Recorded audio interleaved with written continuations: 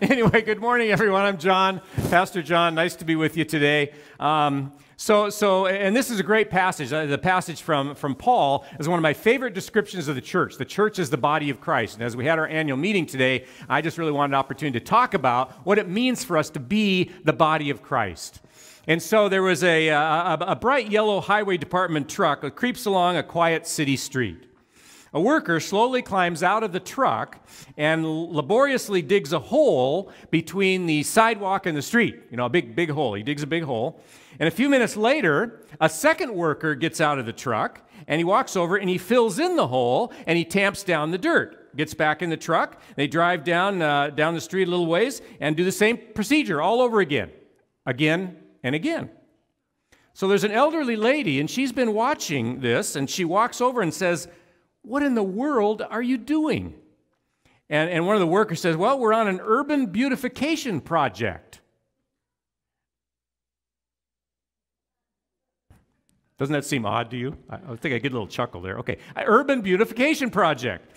And she says, with some dismay, "What is so beautiful about all these filled-in holes?"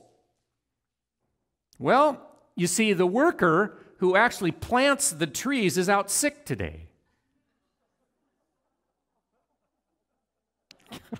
Chad, we got to light a fire under these people. I'll tell you, I don't know. So, well, in a ridiculous way, this story reminds us that different people play different roles, right? And when one person does not do his or her job, there's a what? A hole. Okay? Boy, I got to come up with some new illustrations, I think. Anyway, so okay, on another topic. Good news this week. Edgar Martinez finally got inducted into the Hall of Fame. Yes. Isn't that awesome? Yeah, we're happy about that. Okay, so I got to give you a baseball illustration. So back in 1994, Kenny Rogers of the Texas Rangers baseball team had just pitched the 12th perfect game in modern Major League history, right? This is no small task. The opposing team had no hits, no runs, and no one even reached first base. The game featured a diving catch by rookie outfielder Rusty Greer in the 9th inning to preserve the perfect game. Greer, a center fielder, made a sensational catch of Rex Hudler's leadoff line drive in the 9th inning. "I was going to give it my best effort whether I caught it or not," Greer said. "No matter what, I was going to dive. I got a pretty good jump on it. I dove, and the baseball just fell right into my glove." Now, here's a question I want to ask you. Did the pitcher hurl a perfect game, or was the entire team, particularly Rusty Greer, responsible for that no-hitter? Now, of course, the answer is the entire team helped. The pitcher could not have done it alone. St. Paul is writing to the church in Corinth in this situation, and he says that we are a team. Now, he doesn't say we're like a baseball team, but he says we're like a human body. We're like a body. Some of us are hands, says Paul. Some of us are eyes. Some of us are toes. But all of us are important. All of us have a place in the body of Christ. Okay, that's first thought. My neighbor John lives to the west of me, served in Iraq. And while he was in Iraq, he was bitten in the foot by a camel spider. Okay, now I had a picture of a camel spider, but it was so disgusting I didn't even want to show it to you. They're really ugly. Anyway, the wound never healed up properly. It never healed up. And so finally, a couple of months ago, he was down at VA hospital, and they took his leg off from the knee down. They had to take his leg off. Now, do you think John's leg was important to him? Do you think he misses that leg? Yeah, and I talked to him, had a lot of conversation and prayer with him. Tough stuff to go through. He's got a lot to work through, But this experience did teach John one thing. Taught him to appreciate St. Paul's words about the importance of all the members of the body, whether they're hands, eyes, legs, feet, no matter what. They're all important. We are all important in the work of Christ, every one of us. There are no first or second class citizens in the Christian community. The hand can't say to the foot, well, I have no need of you. We are all important. Whether we're singing in the band, we got such a talented band, whether we're singing or playing in the band, or whether we are teaching a class, or welcoming visitors, or receiving the offering, or setting up computer schools in Uganda. We all matter in this significant enterprise to which Christ has called us all to, which we call the church. The wife of Jerome Kern and the wife of Oscar Hammerstein were guests at a party, the same party. And Jerome Kern had written the music for the successful Broadway musical Showboat, while Oscar Hammerstein had written the lyrics. A lady came up to Mrs. Kern, and she just gushed, "Oh my goodness, your husband is the man who wrote that wonderful song, Old Man River." Mrs. Hammerstein spoke up and said, "No, dear, my husband wrote Old Man River. Her husband wrote dum dum da dum dum dum dum dum da dum dum." And that's true, isn't it? Both the lyricist and the composer are necessary to produce a successful Broadway musical, as is the director, the costume designer, the person who takes the tickets. Each one is important in his or her own way. The world-renowned contralto Marian Anderson was once asked why she always used the first-person plural when talking about herself instead of the simple I. Well, here's what she said. I love her attitude. Possibly, she said, because the longer one lives, the more one realizes that there is no particular thing you can do alone. Okay? With the execution of the work that we do, there are many people. Those who wrote the music, those who made the piano on which the accompanist is playing, the accompanist who lends support to the performances. So the I in it is very small indeed. That's a good attitude. And that's how it is in the church. Each of us is important, regardless of what our area of service might be. And secondly, each of us needs something to do for Christ. We need something to do for Christ. We are not only important, we are essential in the body of Christ. If our hands take the day off, how are we going to eat, right? If our eyes decide to go on strike, how can we keep from running into things? If our feet decide they've carried an unfair share of the load and resign, how will we move around? We are a part of a team, okay? And everyone has something they can do. The question is, are we all doing our part in the body of Christ? Part of the problem is that there are many who think of themselves as what we might call Lone Ranger Christians. These Lone Ranger Christians are sort of like somebody who says they're a football player, but they don't belong to a team, right? I mean, can you really play football if you don't belong to a team, if you don't have a team to play on? A man named Robert Hastings has even designed a do-it-yourself worship kit for people like this. Okay, you ready for this?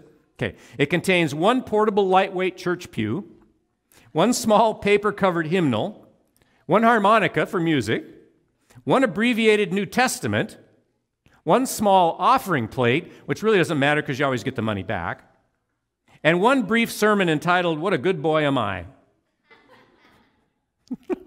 And to be real honest, that is some people's ideal of the Christian faith. Just me, myself, and I.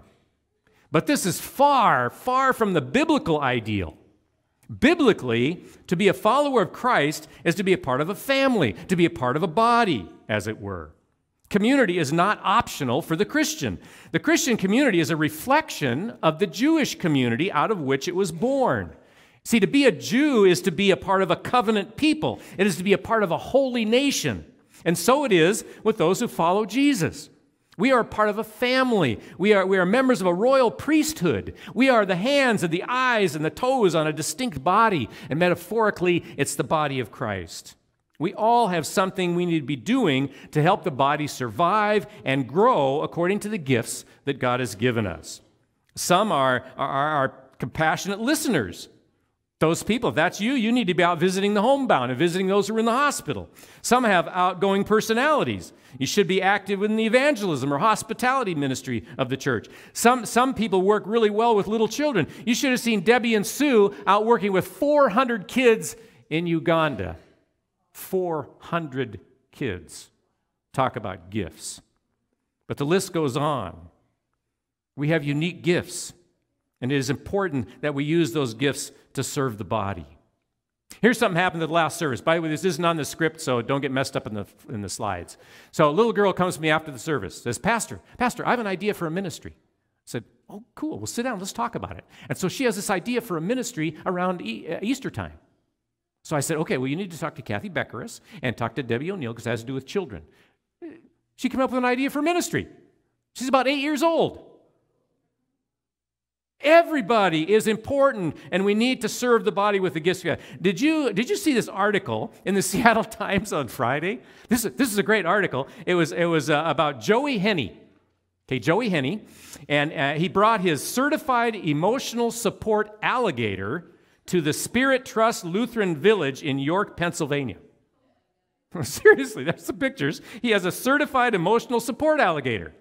Why not, right? His name is Wally. And he says, Wally, says Joey, loves to give hugs. These ladies up there look a little tenuous, I'm thinking, okay, right?